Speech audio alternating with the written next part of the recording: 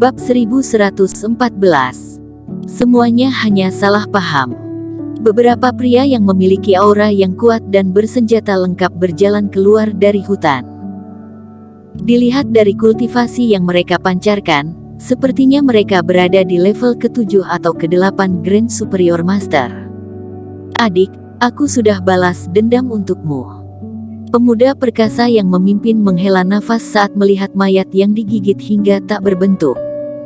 Orang yang berada di belakang menggali lubang untuk mengubur mayat itu. Dia dari desa Yehuo. Grady Ye yang melihat pakaian orang-orang itu berkata dengan suara rendah. Mereka yang merebut iblis monstermu sebelumnya? Tanya Erikin. Desa mereka besar dan memiliki banyak orang dengan kemampuan yang hebat. Mereka sering menggunakan kekuatan mereka untuk menggertak kami, kata Grady Ye. Meskipun melihat Erikin dan Grady Ye, orang-orang ini tidak bermaksud menyapa. Setelah mengubur teman mereka, mereka berjalan menuju mayat monster serigala, dan kelihatannya berniat mengambil monster serigala itu. Hei, apa yang kamu lakukan? Ini hasil buruan kami. Grady Ye yang melihat hal ini, berkata dengan cemas. Kultivasi monster serigala ini cukup tinggi, jadi tentu saja memiliki nilai yang tinggi, jika dijual akan setara dengan pendapatan sebulan kakak beradik ini. Orang-orang ini malah ingin merebutnya. Bocah tengik, pahami situasinya. Monster serigala ini membunuh temanku, kami datang ke sini untuk membalas dendam dan kebetulan didahului kalian. Melihat usaha kalian, aku tidak menginginkan Neidannya, tapi mayat monster serigala ini milik kami. Pimpinan kawanan itu berkata dengan nada memerintah. Selesai berbicara dia menyuruh orang mengangkat mayat monster serigala itu. Kamu sungguh tidak tahu malu, jelas-jelas kakak Qin yang membunuhnya, Grady Ye berkata dengan marah. Di tubuh monster serigala ini juga ada anak panah yang kami tembakan. Bagaimana kamu membuktikan ini milikmu? Seorang pria mencibir, aku juga bisa mengatakan kami yang membunuhnya dan kamu ingin merebutnya.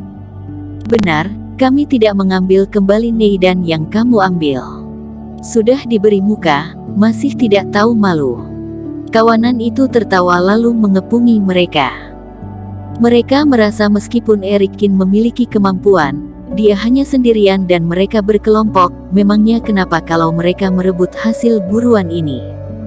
Kamu dari desa Daking kan? Jika kamu keberatan, suruh Lowen Qin datang untuk bicara denganku, monster serigala ini kami bawa dulu. Pria itu berkata sambil langsung menyambar mayat monster serigala. Jika Kak Lowen Qin ada di sini, memangnya kalian masih berani merampas hasil buruan kami? Dia pasti sudah memberikan pelajaran padamu, Grady Ye berkata dengan marah, tetapi setelah mengingat sesuatu, ekspresi wajahnya langsung berubah. Maksudmu, kalian tidak datang bersama Lowen Qin? Pria itu sangat jeli, dia menyipitkan matanya, menatap Erikin dan Grady Ye.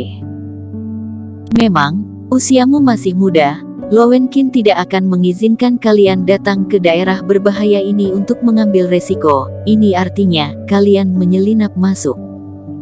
Kakak, jangan lupa saat kita kembali, kita melihat mayat pejuang desa Daking, mungkin Lowen Qin bersama mereka. Kata pria yang lain. Hanya berdua, kalian berani datang ke tempat ini. Mata pimpinan kawanan itu berbinar.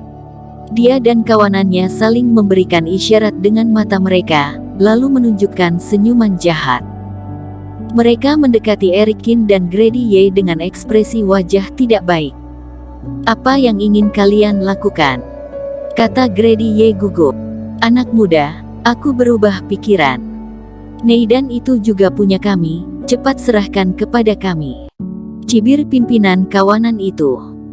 Sebelumnya dia mengira Lowen Qin ada di sekitar mereka, jadi tidak ingin membuat keributan besar, tapi sekarang dia sudah tahu semuanya, tentu saja dia tidak akan segan-segan lagi. Di tubuh iblis monster, yang paling berharga adalah Neidannya. Saat ini mereka hanya berdua dan Grady Ye masih anak-anak. Sementara Erikin ini terlihat pucat dan sakit, kekuatan bertarungnya mungkin tidak seberapa. Mengenai bagaimana monster serigala itu bisa mati, mungkin karena diserang diam-diam. Jika memiliki sedikit akal dan keberuntungan tidak akan terlalu sulit untuk menaklukkan monster serigala. Kalian sungguh tidak tahu malu, kami tidak menginginkan mayat monster serigala itu lagi, Kak Erikin, ayo pergi. Grady Ye mengertakkan gigi sambil menarik Erikin untuk pergi. Tapi tak lama mereka dikepung. Anak muda, jangan tidak tahu berterima kasih, melepaskanmu sudah termasuk memberimu muka. Pimpinan kawanan itu menyipitkan matanya melihat ke arah Erikin. Setelah merampas mayat monster serigala kami, masih ingin mengambil Nei dan kami, ini yang dinamakan memberi muka kepada kami. Erikin berkata dengan sedikit bercanda. Kalian berdua berani datang ke sini, jika kalian dimakan oleh iblis monster, tidak akan ada yang meragukannya. Pimpinan kawanan itu bertawa dengan sinis lalu mencabut pisaunya. Bilah pisau yang terang itu membuat wajah Grady Ye memucat. Ancaman ini sudah sangat terang-terangan, jika Erikin dan Grady Ye masih berani bicara omong kosong, maka mereka berani membunuh. Kesabaranku ada batasnya. Serahkan Nei dan itu, jika tidak jangan salahkan aku tidak sungkan kepada kalian.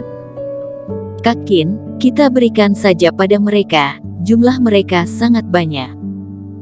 Grady Ye yang merasa sedikit cemas, dan menarik Erikin. Kalian pikir karena jumlah kalian banyak kalian jadi lebih unggul dan bisa merampas barang-barang kami. Erikin menggelengkan kepalanya, sambil melangkah maju. Tentu saja, ini kenyataannya. Pria itu mengangkat kepalanya dengan bangga. Sepertinya kalian sudah sering melakukan hal semacam ini, kan? Ini bukan urusanmu.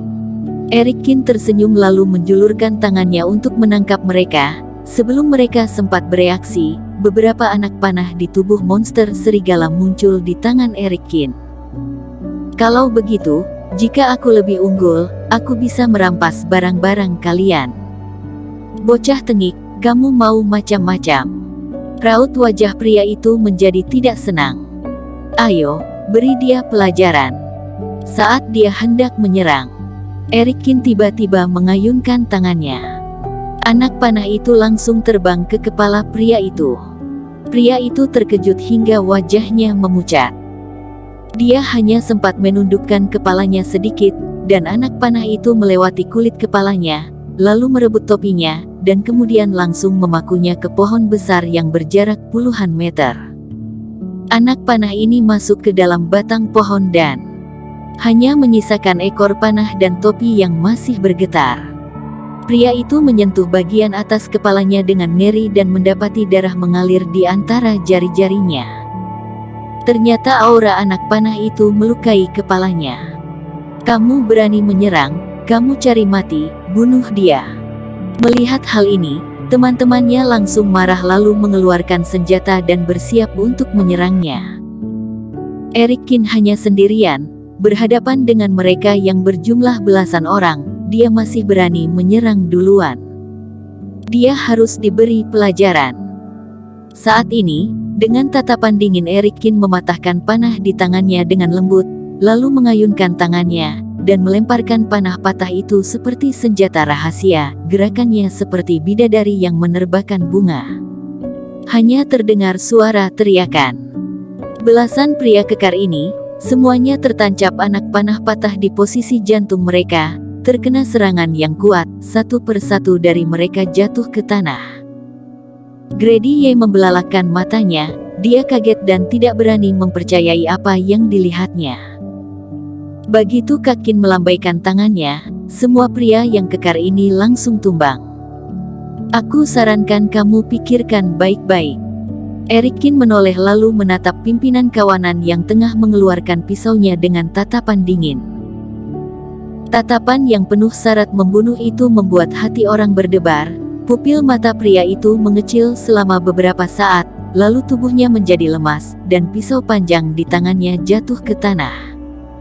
Kakak, semua ini hanya salah paham. Dia berbicara dengan terbata-bata, dan keringat dingin memenuhi dahinya. Melihat teman-temannya jatuh ke tanah dan terluka parah, dia tahu kali ini dia telah bertemu lawan yang lebih hebat. Eric Kin hanya menggunakan satu jurus, tapi ini sudah cukup menunjukkan kekuatan kedua belah pihak berada di level yang berbeda. Pria itu sudah lama berburu di pegunungan naga hijau. Melihat tatapan Eric Kin, dia tahu Eric Kin pasti sudah banyak melakukan pembunuhan. Jika dia memprovokasinya pasti akan langsung dibunuh. Bersambung. Terima kasih telah menonton video ini sampai akhir. Jangan lupa subscribe dan nantikan kisah episode selanjutnya hanya di Novel Story. Salam.